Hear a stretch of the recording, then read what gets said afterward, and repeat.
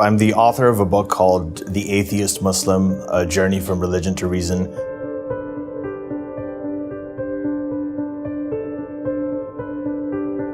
The title is an obvious contradiction. It's intentional and obvious. And there are a lot of geniuses that have pointed out to me that, hey, this is a contradiction. You know, they never complained about the movie Back to the Future for some reason. The Atheist Muslim, though, really gets to them. The thing is, there are millions, and that's shown by polling data. There are millions of atheists, agnostics, secularists, free thinkers in the Muslim world, living in Muslim majority countries right now, who have to publicly identify as Muslims. If they speak up against it, if they express their views openly, they'll get disowned by their families, they can get marginalized by their communities, they lose their friends, they can be imprisoned, they can be executed. Atheism is punishable by death in 13 countries around the world, all of which are Muslim majority countries. And the cost of them coming out and publicly speaking their views, right, and shaking off the Muslim label are really, the consequences are very dire. So these are the atheist Muslims.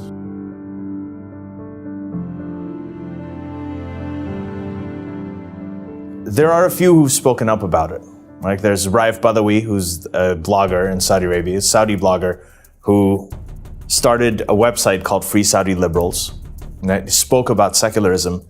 They threw him in jail. He's serving a 10-year sentence, and he's been sentenced to 1,000 lashes. Right? He's been separated from his family and his children simply for doing exactly what I do, right? Which is right, and right about secularism and his activism. So there are bloggers in Bangladesh, right, who have been hacked to death in the streets by Islamic fundamentalist lunatics simply for writing what they thought, right? So there probably are more. There are probably many, many more, but they don't want to suffer the same fate. So you're not going to hear from them. We don't hear from them. I have received, if I showed you my inbox, I've received thousands and thousands of emails and messages from atheists, closeted atheists, in Egypt, in Malaysia, Indonesia, Saudi Arabia, Bangladesh, all of these countries. And I hear from them all the time. When I was writing the book, they were telling me, can you please say this? Can you make sure you mention this or that? Because I can't say it here. So there are definitely a lot of them. And just to put numbers on it, and these are probably still underrepresented, is there was a Gallup poll recently, a couple of years ago, that showed that Saudi Arabia, the birthplace of Islam, Muhammad, and the Quran, 19% of people identify as non-religious there. 19%. To compare, that same number is 15% in Italy. Right? In Saudi Arabia, 5% of people identified as confirmed atheists. And in the United States, that number is also 5%. So Saudi Arabia has a population of about 20 million people. That's 1 million people in Saudi Arabia who identify as confirmed atheists.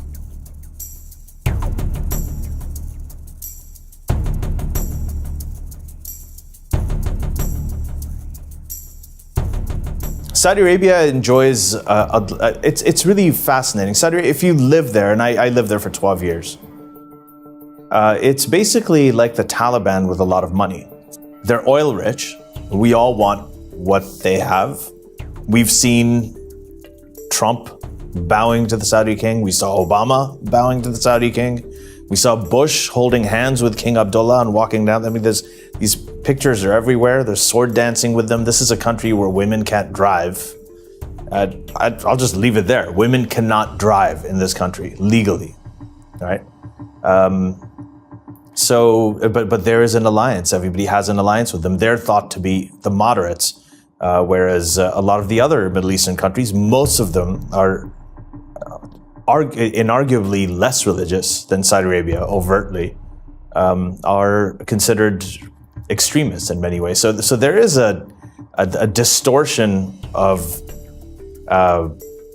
how these countries are represented in the world just based on how politically important or how strategically important they are to people in the West. And I think a lot of the UN appeasement probably has to do with that as well.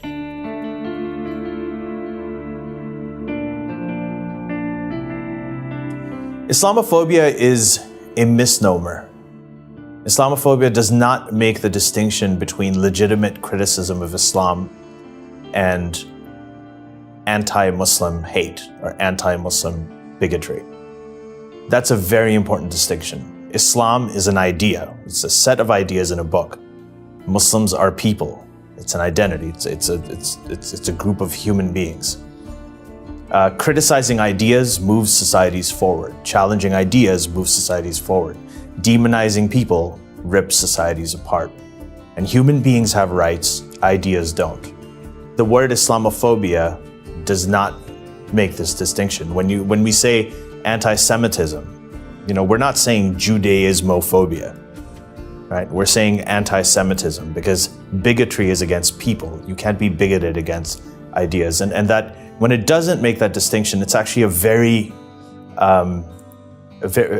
sinister term because it actually takes the pain of genuine victims of anti-Muslim bigotry and exploits that for the political purpose of stifling criticism of Islam. Do Islamic fundamentalists use the term Islamophobia?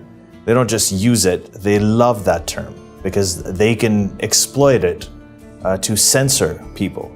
They can say that if you have any kind of criticism against Islam, you're being bigoted against us. They'll even say you're being racist against us, right? Which doesn't make sense because Islam is not a race. Nobody's born pre-circumcised. Nobody's born with a hijab on their head. I mean, this is not, you can convert in and out of Islam. You can't convert in and out of a race.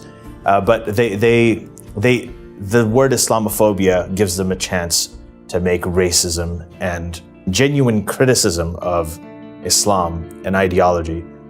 It gives them an opportunity to conflate the two. One thing that I get a lot from white Western liberals is that they'll read something I wrote.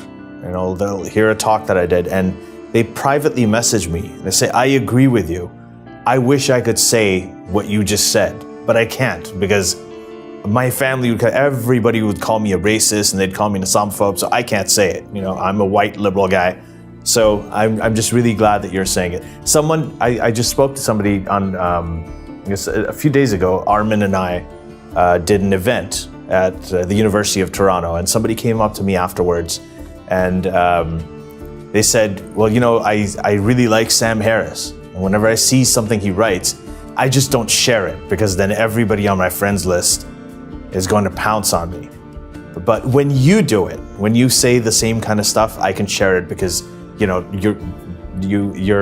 come from the Muslim world, so it's okay. It's okay, and then nobody bugs me about it. And that's a problem. That is not just shy white liberals.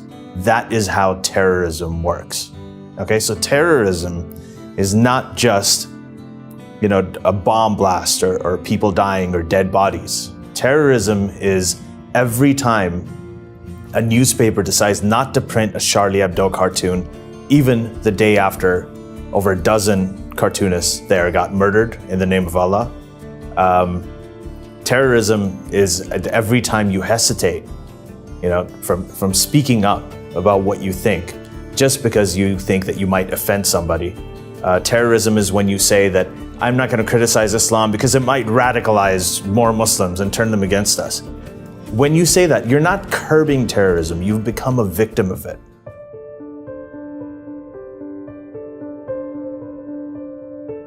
Get online. Mariam Namazi, who is the founder of the Council of Ex-Muslims of Britain, she said that the internet is doing to Islam what the printing press did in the past to Christianity. And that's true. I was an atheist / agnostic, going back and forth for a very, very long time. I never really talked to anybody about it. I would just troll my family and friends sometimes. But later on, when I found out there were so many others like us, we're having events like the one Armin and I did at the University of Toronto that I'm talking about. That is something that could not be done in the days of Salman Rushdie. Salman Rushdie had to go into hiding for years, and this is just a couple of decades ago, right? And we've come a long way from then. And a lot of it has to do with the fact that there are more and more people speaking up. There are more people in these countries whose governments just can't censor them anymore. And they're connecting with other people around the world. And this exchange of ideas has essentially gone viral, and I think it's fantastic. And I would tell people who are trying to escape the clutches, or people who are trying to find a voice, or if you're a Western white liberal who has these private thoughts that you don't want to say when you're seeing everything on your TV because you don't want to be called, or what I say is you're Islamophobic. You don't want to be called an Islamophobe, you're too scared of that, then you reach out. You get online, you'll find people who think like you, and you'll find a platform, you'll find an audience. And that's the only way to change things. You got to fight ideas with ideas, not with walls or bombs.